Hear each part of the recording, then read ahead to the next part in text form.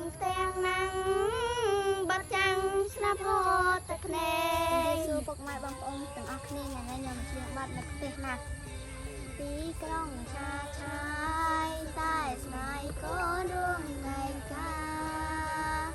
មារាបៃតាសុំតងយ៉ាងណានៅទាំងសំឡឹងទៅផ្លូវយ៉ាងនៅឆ្ងាយគ្នាខ្លាំងណាស់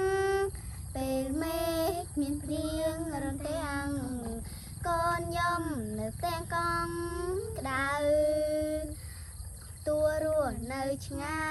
យចិនកាយក៏នៅដដែលទោះគ្មានអ្នកណាមើលថែក៏កូនណាញ់ថែខ្លួនឯងពងម៉ែកុំព្រួយថ្ងៃមួយកុំផុនចំបែងរាល់ថ្ងៃកូន5ខ្លួនឯងជីវិតត្រូវតែតស៊ូនឹងទាំងណាំង